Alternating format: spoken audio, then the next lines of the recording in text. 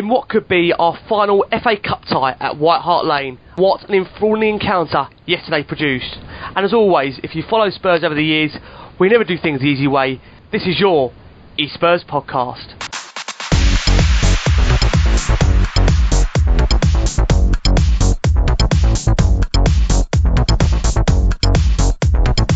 Hi guys, welcome back for a very special extra time e-Spurs podcast. We're going to do a very quick review of the Wycombe game of yesterday, where we just about made it through to the next round of the FA Cup. I'm pleased to announce we've got John with us here today. Hello. How are we doing? I'm very well, John. How are you doing? Yeah, I'm good, mate. Pleased to be back. And good to have you back on. We've got Ian with us. Yeah, morning chaps. How are we doing? Very well, Ian. And yourself? Very well, thank you. Good. And we've got Jace with us. Jace, how are you? Not bad. Thoroughly enjoyed yesterday. Yeah, well, I thoroughly enjoyed it. We just about, I think relieved is more the word. I tell you what, Jace, we'll start with you. What did you make of yesterday? I mean, quite a significant amount of changes. Did we just about get away with that selection? Well, in the end we did, but we needed a couple of the bigger guns to come on, didn't we, to save it for us. You know, we've talked, I think we all probably knew that would be the type of team he'd pick, rotation-wise, and I think we'll talk obviously a bit more about it. But for me, I always think 9 changes is too many. I think you end up with players coming in all trying to, after Pochettino had said it's up to them to prove their worth against Wycombe, you then kind of get individual performances where players come in trying to impress on their own. You lose a little bit of cohesion and the natural understanding between players. I think there was one chance where Wimmer hit a ball to Nkudu, who'd already made his run, and ball just never reached him, things like that. And you get that disjointedness all over the pitch. And I think, you know, yesterday was a real highlight why, for me, I thoroughly understand the need for rotation, but you can't make 9 or 10 changes. Yeah, it's a difficult one because you're looking at players for the likes of example of Sissoko, of Son, of the likes of Wimmer, and you're thinking, well, if these guys don't get games, then how are you going to keep them happy? We'll come to you, John. Great to have you back on with us. Are you also of agreement with Jace that it was just simply too many changes, or are you of the opinion that, well, if these guys don't get games, then are we going to be able to keep them happy in terms of the squad? Because when there is a likelihood when a player does get injured, if these guys aren't regular, then are they going to be able to perform? I think to be fair, it's frustrating for us because we end up seeing a disjointed performance, like Jay said, and it weren't the best performance, although the result went our way in the end. But I can understand it's essential in terms of keeping everyone happy. But you'd also say that these players, when they sign, you'd think they're under no illusion. These are the kind of games where, all right, they're likely to get a start, and it is up to them really to prove their worth and to go, well, you know, I'm knocking on the door, boss. I want to be playing in the Premier League. But there weren't too many performances from the bit part players yesterday that suggested that any of them are going to start again on Tuesday. Unfortunately, I don't think anyone really cover themselves in glory, maybe apart from Winks and Son, I thought were very good. And obviously the subs came on and done what they're there to do. But yeah, it was just a bit too many changes really. And if you think about it, the 9 changes, Wimmer was one of the players who wasn't changed from the last game. He wouldn't play anyway if everyone was fit. So it's more like Dyer was the only mainstay of the team who started yesterday. So it's more like 10 changes.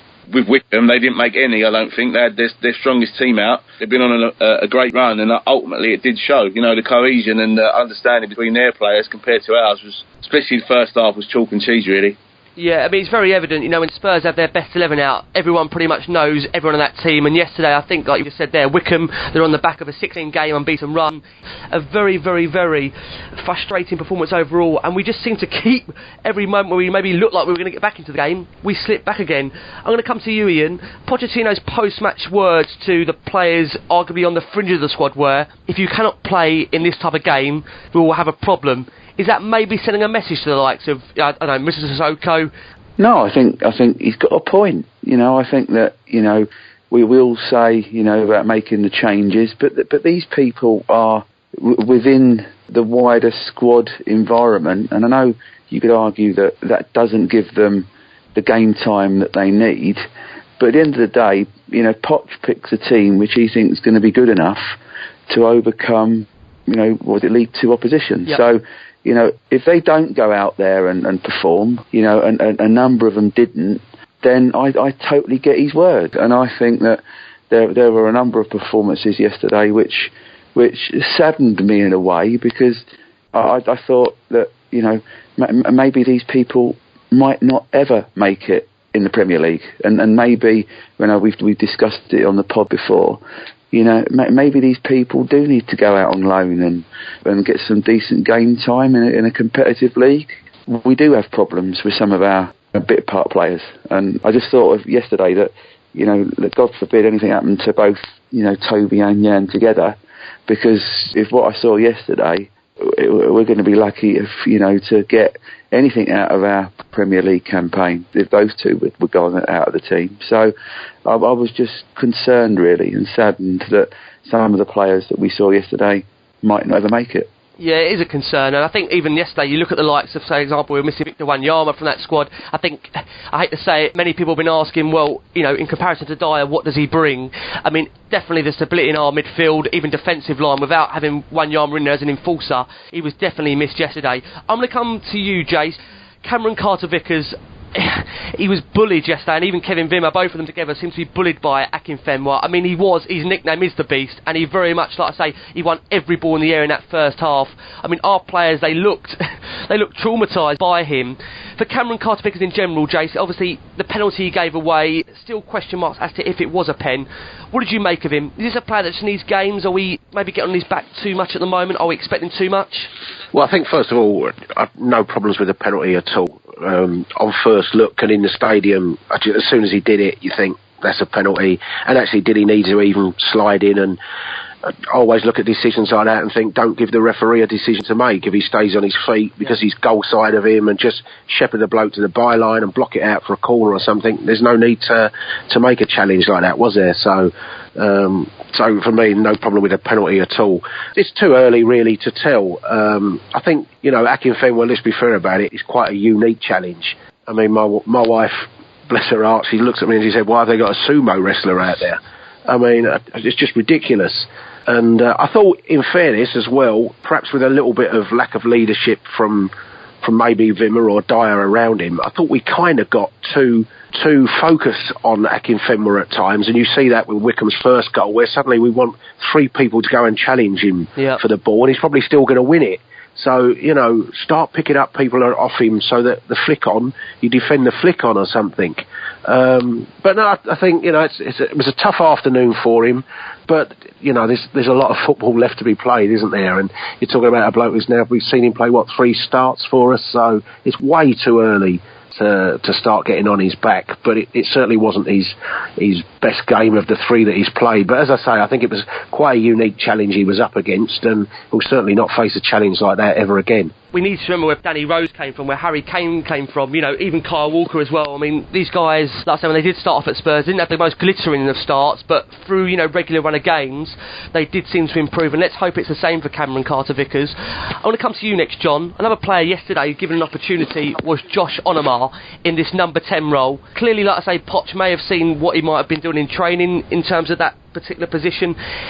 What did you make of it for him yesterday? I mean, we are playing against, like we said out there, League 2 opposition. Didn't really see much of him, to be fair. I think I was massively underwhelmed with his performance, unfortunately. I thought this could be the one where, he proves to us that he's worthy of a place in the squad. And he just never got into the game at all, and it weren't any surprise to see him hooked. It's a shame that, especially, he's one of our own and all that, and would tend to be more patient with people that come through the youth team. As you just said about Carter-Vickers, I think it was telling that Poch decided to take Wimmer off and leave Carter-Vickers on. And even though he'd given away a penalty, it does go to show that the manager has got faith in these young lads. And I think that with Josh, for me, his best position is as a number 8. So if he was playing next to Harry Winks, for example, I think that's his best position, where he can start moves from deep. Because you see, when he gets into the final third, he was a bit rabbit in the headlights too often. He never played one telling through ball. He just weren't creating angles for players to give him the ball, and he just weren't with it, I don't think. All of our problems yesterday came from a lack of intensity and a lack of concentration. And unfortunately for Josh, he did epitomise all that was wrong with the performance. I know that sounds harsh, but as you say, League 2 opposition, the only thing that they've got over him, they're certainly not better footballers than him, but they were more up for it than he was yesterday. And like I say, it weren't any surprise to see him subbed, and the game changed from the 61st minute when he went off. And I know, he came off as part of the Dembele and Ali coming on, and there's not many better players in the league than them. But yeah, he didn't take his chance, and I'd be surprised if he gets another one anytime soon, to be honest. Yeah, just out of interest, John, what's your thoughts on Pochettino's idea in the loan system? Because he seems to be of the case that what he doesn't want to do is that with the likes, we've seen him let a couple of the youngsters go, but with the likes of Josh Onoma, I know we need Kevin Vim now. Let's use Cameron Carter-Vickers as another example. We've got players here, those two, that need games.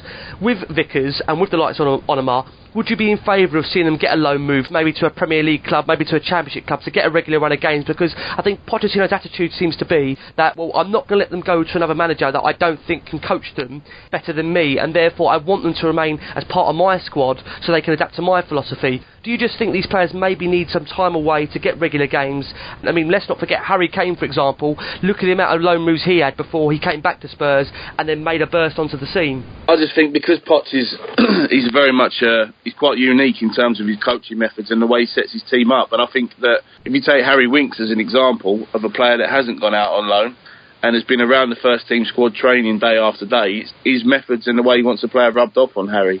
And I think you can say the same for a lot of the players that that you'd currently think maybe would benefit from time away. Because I think what's happened really under Poch is that anyone that has gone out on loan, they've not really, no one's really come back and made an impact. Whereas in the past, you've got managers like Harry Redknapp, who's a typical old school manager, 4-4-2. A lot of lower league clubs play that way, so there's not too much difference in terms of playing method. And I think that's why it benefited players like Harry Kane, Andros Townsend, Ryan Mason, those kind of players. But with Poch, I understand the way he wants to do it, and you can't really knock him for it. If he wants to keep the players around him and his first team, and ultimately they're going to be learning off better players on the training ground, staying at Spurs, than they are. For example, you take Will Miller, who's at Burton. He's not putting up any trees there. I don't think he's got any future at all at Tottenham. Same with Conor Ogilvie, that's just gone back to Stevenage. I think the writing's on the wall for a player who's between 18 and 21, who Pochettino lets go out on loan. That I can see him leaving in the summer. Certainly can't with Carter-Vickers or Onoma, even though Onoma wasn't very good yesterday. I think that they still think they've got a future and Poch will persevere. I completely agree, John. I think, like I say, I echo those sentiments like you've just said there. I think any player that he sees has a long-term future at Spurs, he very much wants to keep inside, like I say, the squad he's got and, learn off the players around them. We're going to try and come on to a bit more of a happier conversations. Ian, we're going to come to you. In terms of that starting 11 yesterday, we've touched upon it. Harry Winks, we're going to come on to Son in a little while, but Harry Winks, what did you make of his performance? I mean, for me, he was very much the kind of standout player yesterday. Yeah, and what I was also impressed with, and I think we've picked up on it on the pod before, was he wasn't afraid of trying to put his foot in when it was required. He's quite a little terrier type of player when he needs to be, and I think that the modern day midfielder has to have all of those attributes. It was great to see him yesterday, try and dictate the play when, let's be honest, he wasn't getting much support from some of the other members of the midfields. Yeah, fingers crossed. Come to you next, Jace. What about Dele Alli for you? He came on yesterday and, to be fair, look at his goal ratio at the moment. I think it's 9 goals in his last 8 games across all competitions. And you take into account this guy, we've relied upon him to get us back into games such as the likes of Southampton, CSK Moscow, Burnley, and then yesterday as well. I mean, just how special is this guy? Again, yesterday looked like we're going out of the FA Cup, and then he had the composure in that last minute to, get us back into the game at 3-3. I think that the most astonishing thing when you think of his impact is the age. The fact that he's 20 years old and he's, along with Kane, he's our go-to man, isn't he? And the composure that he showed with the goal. Okay, it's a poor kick out, the ball comes to him, but he dinks inside the defender, and then I think he looks at the keeper and he's got room, and we all think he's going to bend it in that bottom right-hand corner, and yet he completely opens his body up, runs around the ball and uses his left foot and slides it the other way. And as poor as a position of the keeper is, it's just that awareness of time and space that he's got, that, he doesn't try and rush at anything, and as I say, just showed that clinical composure. And I think everyone knows my opinions of Dele Alli. He is a very special talent with the most important thing for me is the football brain that he's got at 20 years old is what stands out for me. Yeah, I mean, he has that superstar presence about him. I don't want to build him up because he's got a long way to go to the likes of what we've seen at Spurs down the years, the likes of Gareth Bale, where, he got his move to Madrid. And listen, we don't want that for Ali anytime soon, not at all, but he does have that presence about him where you can just feel the effect of him being on a Spurs pitch. John, we'll come back over to you. Heung-min Son, another player who's had a career at Spurs where it's been, like I say, stop-start, frustrating. He seems at the moment where he's very much having an impact from the bench. although yesterday he started the game, he's now got 7 goals more than he managed in the whole of last season, taking his tally to 11 goals. Are we starting to see a bit more consistency from him? I think we are, and I think he's showing how much of an important player he is, and I think in terms of the squad, he's the 3rd player this season now to hit double figures, which in January, I'd say that's impressive. That's, yep. As far as the team goes. But yeah, Son's always been a quality player, in my opinion. He's just not really had enough of a run of games very often. He started the season late because of the Olympics, and we signed him late, if I remember rightly, into the window when he did come in. And I think he just needed a bit of time. And if you come in from, he's an Asian player coming from Germany, it's not often that they hit the ground running, a player coming from that kind of background. But he seemed to, and then petered out last season. But I think he's understanding the level of consistency you need to be able to play in this league, and he's a quality footballer. I love his infectious enthusiasm. He's brilliant. And there was a time during the game yesterday where he's going around geeing the players up. He's not the captain. Yeah, no, he's not anywhere near the most senior player, but he cares, and I love him for that. And he's there. How many important goals has he got at important times, and some good goals as well? He was very important yesterday, and the one thing I would say is he showed yesterday that he's better not as a number 9. He's better as a winger, as a wide player, because he made exactly the same runs in the second half as he did in the first half. The only problem was he was the one supposed to be in the middle during the first half, finishing the chances off, and there weren't anyone making enough runs from the midfield. Onoma, Sissoko. I know Sissoko come close once. He had a shot cleared off the line, but they weren't doing it enough for Son when he was taking the game by the scruff of the neck and trying to force a chance. Yeah, you made a great point there, John, about, like I say, it's the 3rd player now to get into double figures. It's amazing. 18 players this season for Spurs have either scored or assisted in all competitions.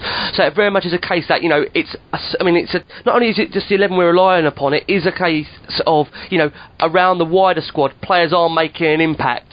Just going to come back round to you, Jace. Just want to get your final thoughts just on 2 players, Moussa Sissoko and Nkudu, both handed starts yesterday. What did you make of their individual performances? I thought both had a poor first half, and Sissoko had an acceptable second half.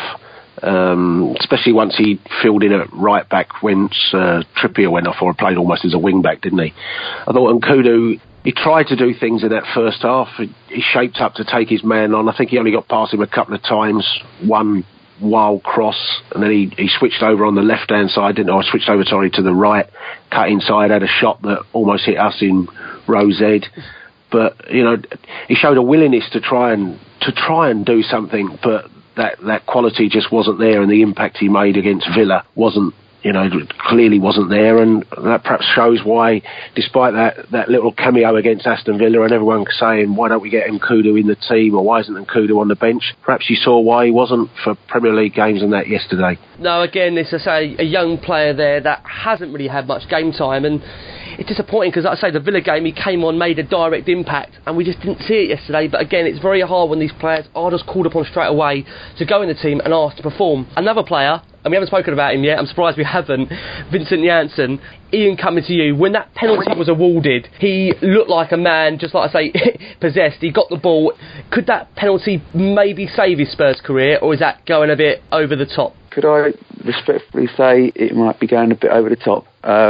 Okay, he had the courage and the conviction to take the penalty. Apart from, one decent header which their keeper theatrically tipped the ball over the bar, I can't recall him, getting into any sort of decent sort of goal-scoring opportunities again. So jury's out, I'm concerned. Yeah, I'm concerned. The fact that when I heard the squad and I thought he's on the bench, and you're thinking you can't even get a starting position in a cup match against League 2 opposition. What does that say? And I think I said it yesterday when, I think I texted the lads and I said that, do we now need, to think about other striking options? Because if you can only make the bench against Wycombe Wanderers in a cup competition, then are your days numbered? Let's bring the other two lads in. Go on, Jace. What do you think of it? I mean, are we? Yeah, I think it was a worry that he didn't start yesterday. I spoke to somebody before the game while we was having a beer, and I said, thinking at that stage he would start, and I said, I just want to see him play well. I think if he starts playing well and starts to relax a little bit, then the goals might start to come. But you get the feeling now he's in that stage, and you see it with a penalty where he's so anxious. He definitely wanted the penalty. There was no one else who was going to get in his way because he's just desperate for goals. And maybe that's a problem with him, that there's a little bit too much desperation, and he's almost trying too hard. I think, in fairness to him yesterday, whilst he got the penalty, he also won the penalty, and how Gareth Ainsworth could say it wasn't a penalty, because that to me was a foul, not just in football, it was a foul in rugby. Complete body check, wasn't it? I mean, it was a body check with a tackle around the neck, and I didn't know when you was allowed to do that in football. And the other thing was, he did play a part in Son's winner, didn't he? He played the 1-2 with Son to set up the winner. So he came off the bench at 0-2, and he did have an impact on the game, albeit, as Ian said, it's still not the full impact you want to see, but I thought he certainly had more of an impact yesterday than he did against Aston Villa in the previous round. And actually, just on the other thing with Wycombe yesterday, I have to say it. I've never known a side make so many rugby-style tackles in the whole game. And good luck to them. When they had the ball, they played good football and that. But some of the shirt pulling and constant holding was ridiculous. I think Moussa Dembele made a 30-yard run, giving the bloke a piggyback at one stage. And that was the frustration. Our referee allowed constant shirt pulling and holding to go on. But could I just say, Jace, that and you've hit the nail on the head with the referee, if as a football player you feel you're getting away with things, you'll keep doing them. Yeah. Absolutely. And this isn't detracting from our team's performance, but I thought the referee was, again, atrocious yesterday. There were times when, and we've seen it with Kane in the Premier League, we saw it yesterday. I didn't realise that when you played football, you were allowed to sort of wrestle players to the floor. Maybe when I played football and when I watched it growing up, players were a bit more sort of honest than that. But, it's like most things. If you can get away with it, you carry on doing it. That was what I saw yesterday. They were tiring, weren't they, towards the end of the game? You could just see the game was kind of starting to get away from them. I know they came back and scored at 3-2, but they looked very, very tired. I just think that was part of it. They were just so knackered from the work they put in. I know it's never nice to see when you're on the opposing side of things. At times it was very much trying to delay the game, trying to, take the sting out of it. But, I mean, I'm of the echoing of thoughts, and I did think the persistent fouling yesterday, it was getting beyond the joke. The thing is, Rick, it started right at the beginning of the game. After about 15 minutes, I saw the referee go over to Saido John Batty, the right back, and he said, if I see you pulling again, you're going to get a booking. And to be fair, he did book him the next time he grabbed hold of Nkudu. But if I could just have my say on Janssen, I would say that Poch got it wrong. I don't think there's anything to do with Janssen not being good enough to start or anything. I believe that seeing the starting 11, that's exactly what I would have done. If you're telling me you've got to make all these changes, I would have had Son up front. And I think the only reason why is because in League 2, these central defenders, especially Stewart and Pierre, the centre-half for Wycombe, they're big lads as well. And what they're used to, week in, week out, is battering-ram style strikers. So they're used to playing, you'd like to think, against a direct style of football and against a big centre-forward. Now, the way to combat that is to pick players who can dance around big units like that. And I think that's what Pochettino's plan was from the offset yesterday. And it the same way in which the Aston Villa game ended. We started off with a big number 9. It didn't work out. You start playing with more nimble, fleet-footed, lower centre of gravity type players who can dance around centre-halves who are a bit lumpy. And it worked. And I think yesterday, that's what he would assumed, and we all assumed that's what would happen. We won, and is there a better way to win a football match than to be a 7-goal thriller and you're only in front for about 12 seconds and you end up winning? It's funny you say that, John, because I think that's you boys are the same. I was there. I couldn't really enjoy the game yesterday, and you should come out of a game having won it 4-3, enjoying it, but because of the nature of the time, because we never really got in front until those last final few minutes, it was a very hard game to enjoy. We've got some questions here, lads. I just want to kind of fire around the table. I'm sorry it's going to be a lot quicker than usual this week due to time limitations, but we've got Dave Ellis, guys, who's asked, Carter Vickers next to Toby Alderweireld or Vertonghen looks a lot different than when he's next to Wimmer or Dyer, a lot more slower. What do you make of that, just out of interest? We're going to come to you on that, Jace. What do you think of that question from Dave? I think he's absolutely spot on. It's too early to tell, and that's part of why I don't like seeing too many rotations. If you're going to give Carter Vickers a chance to impress, he'll have far more of a chance alongside a proper organiser like Toby and a goalkeeper that organises the back line. So I don't think I'll forget about Carter Vickers' performance yesterday. It doesn't worry me. I'm not scared about his long-term future just because of one performance against Wycombe. Good. We're going to come to you next, John. We've got a question here from Hot Shot Tottenham at Udo90 who asks, do we need to upgrade on Ben Davies? Doesn't get forward nowhere near Danny Rose's level and gets caught out time and time again. Is that slightly harsh, do you think? I mean, he's a backup, isn't he? It's very hard to kind of ask these guys to come in and perform with not regular run of game time. Well, I think he's just a very different kind of player. And I also think that Ben Davies' best position is on the left side of a back three. So when you're comparing him to Danny Rose, as much as you're going to, because he's a left back really, it's difficult to do that. You know, to find another player as good as Rose is virtually impossible at the moment. So I think the fact that Davies is there is part of what has made Rose the phenomenon that he is, because he's got real competition there, you know, and he's been there 2.5 years now, Davies, and the way Rose has improved in that time is probably partly due to Davies being there. But again, comparing him to Rose, he's never going to come out smelling the roses, is he? Pardon the pun. I like that, John. No, agree. It's very hard to compare both players, and like you said, they're so different in their playing styles. It is a very, very hard one to call. Martin Griffiths, I think we've already touched on this point. Marty G56, who says thoughts on Onomah. I think we've touched base on Onomah. Well, I think we're all disappointed with his performance yesterday. A guy that maybe needs a regular run of games in order to have a judgment on him. But I think, like we've said, all boys, based on yesterday's performance, we wasn't too impressed.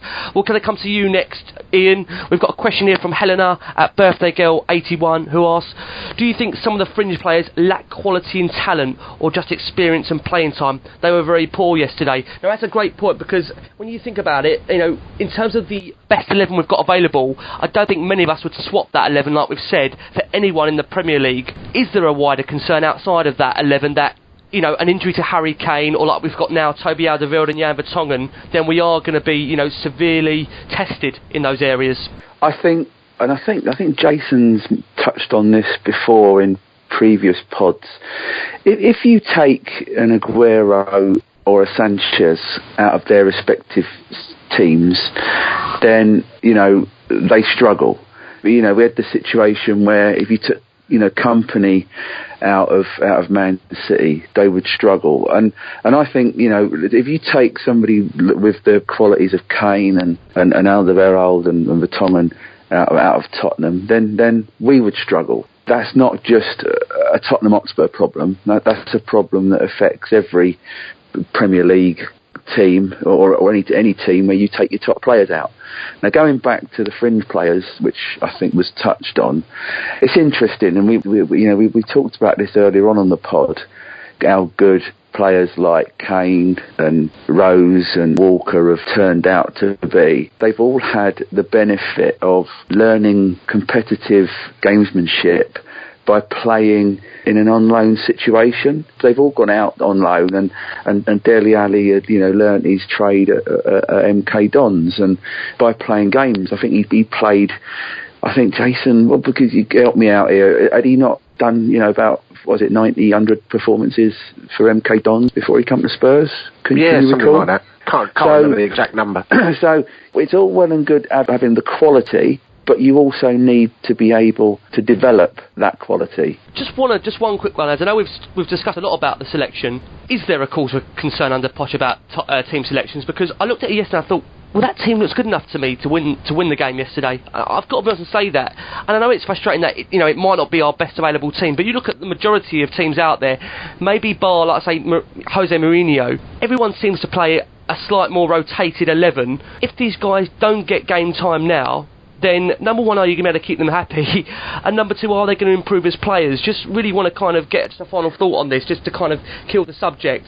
What do you think, John? If these guys don't get games now, then when are they going to play? To be honest, Rick, I think a few of the guys who we saw start yesterday won't be at the club next season anyway. Who do you think, on? I wouldn't be surprised if the fullbacks move on, just because I think they're good enough to play week in, week out somewhere else. I wouldn't be surprised if Nkudu decides he can't cut it, or Poch decides he can't cut it in England and he ends up back in France. Right. I wouldn't be surprised if Onomah does leave on a permanent deal in the summer, maybe to a top-end championship club. I think that's around about his level from what I've seen so far. And I wouldn't be surprised if Vaughan doesn't move on as well, just because he's, I think he's still good enough to play at a decent enough level. And although these players, Vaughan especially, seems to have accepted his fate when he signed for Tottenham, I don't think the rest of them really did. I think they come in with a plan to oust the player that they were being brought in to compete with. But it doesn't look like it's going to happen at all, purely because everyone who was already there, and these players have come in to be competing with, i.e. Walker, Rose, they've just got better at a rate at which no one saw happening. They're responsible for the development of the players that were already there. It's quite clear that none of them players are going to jump in front of anyone from our strongest team. So, judging by what you say, you think there's going to be some kind of squad overhaul in the summer? Still, there'll be 6 or 7 players potentially moving on then? I wouldn't be surprised. I think, in my opinion, we've got a player already in the ranks who's as good as Trippier in Kyle Walker-Peters. I really do think he's a class above anyone else at his age, and in that group in which he plays at, he's a standout performer from fullback so often. I personally think he's ready. I think it's a little bit the same. I said the same about Milos Veljkovic, who we let go to Werder Bremen a little while ago. But what I didn't see was Cameron Carter-Vickers coming through as quickly as he did. I do think that there's answers to some of these questions in our academy already, but I also think that there will be, you're going to have to spend some money in the summer, because we have seen that the gulf between our starters and our second choices in most positions, there's so much of a gulf between the starter and the non-starter that it's become a little bit of an issue when you have to have maybe more than one or two, especially in the league. There's a guy at Lazio that I really rate, Stefan de Vrij, the Dutch centre-half. I think he'd be perfect for us because he's another ball-playing defender. And I think the one thing, being comfortable playing on the ball, I think the reason why Alderweireld and Vertonghen are perfect central defenders is because they both played at fullback, and because of that, they're both comfortable receiving the ball wide off the goalkeeper. They're not just thinking, oh God, I've got to launch this because I don't know what else to do with it. They're very good on the ball, and I think there's not really that kind of, the players that are coming in behind them haven't got that kind of talent or variety in terms of their ability. They're very much, Wimmer is a centre half and that's it. He can play left back occasionally like he did against Watford, but he didn't have to play well because we were 4-0 up within 50 minutes. It's about being in the hat for the fifth round, and that's where we are. No, exactly. Like I say, bringing it back, it is, like I say, it was very important to get the win. I think it's important, though, like I say, as always, John, we have to discuss the game, the ins and outs of it. I think the performance left a lot to be desired. I just want to get also your thoughts, Jace, on it. I mean, in terms of that team selection, is it, of course, a concern for you, the Cups, or, are you of the opinion that, these guys have to get game time somewhere down the line? I can see it both ways. I mean, as we say, when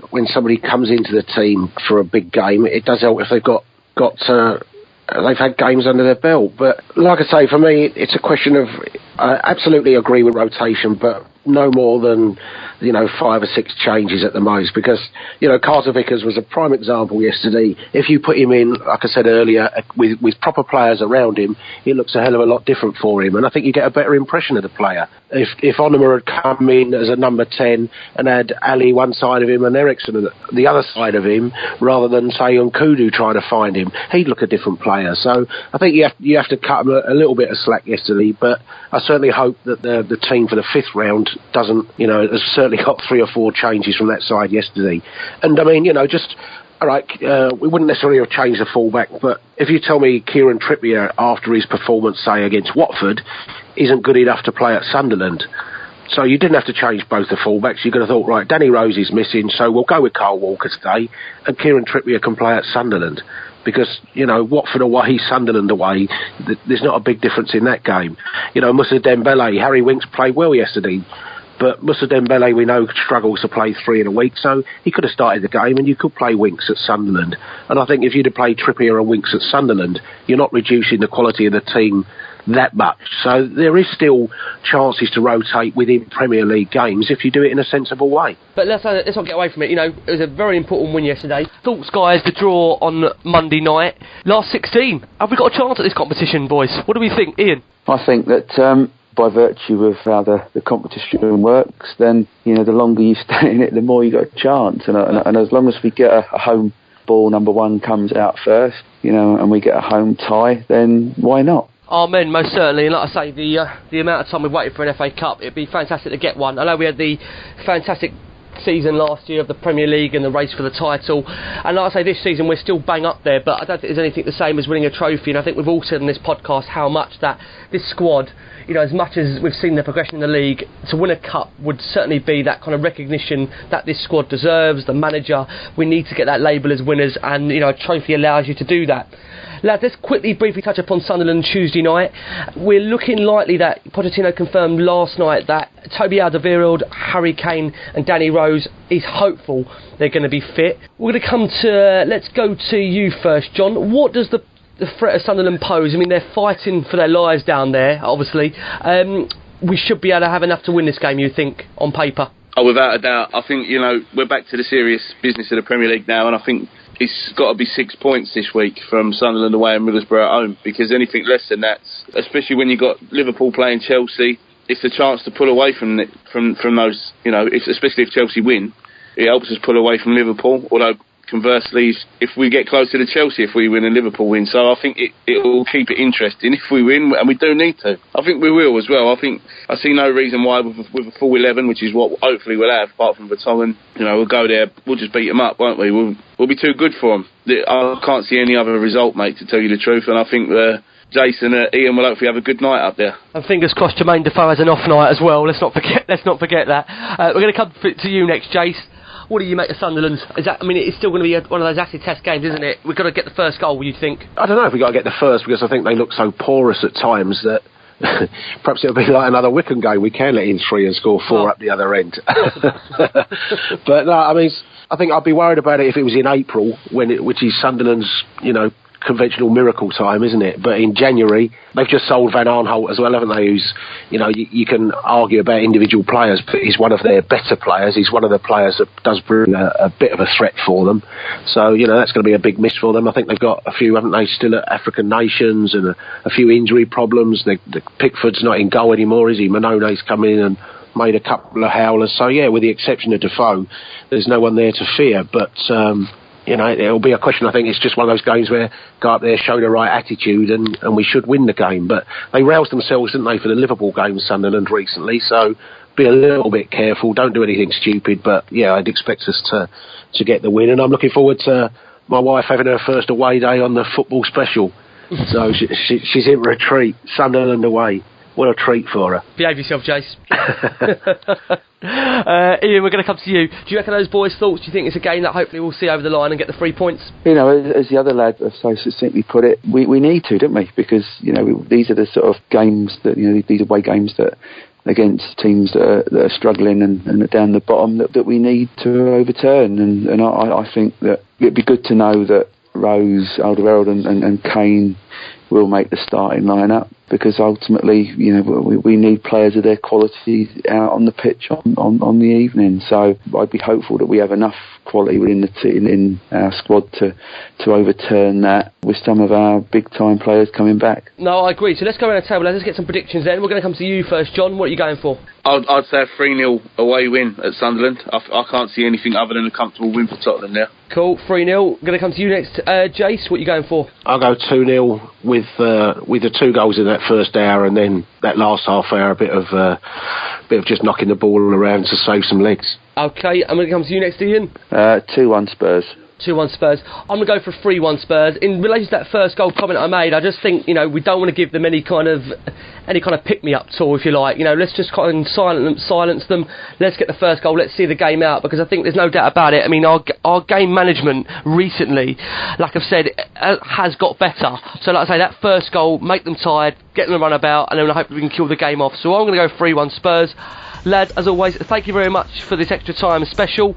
We're going to be back after the Sunderland game, where hopefully we'll be talking about another 3 points and previewing Middlesbrough at the weekend. Guys, thank you. Jace, thanks as always. No problem, mate. Have a good week, everyone. And John, thanks for coming back for us. Last one, mate. Up the Spurs. Up the Spurs will bring you back on soon. And Ian, as always, thanks for your time. Yeah, you're welcome, and good luck to Jason and his wife for their trip on Tuesday. I hope they have a good one. She may need it with Jason there. Guys, as always, thank you very much for listening to us. And as always, come on you Spurs.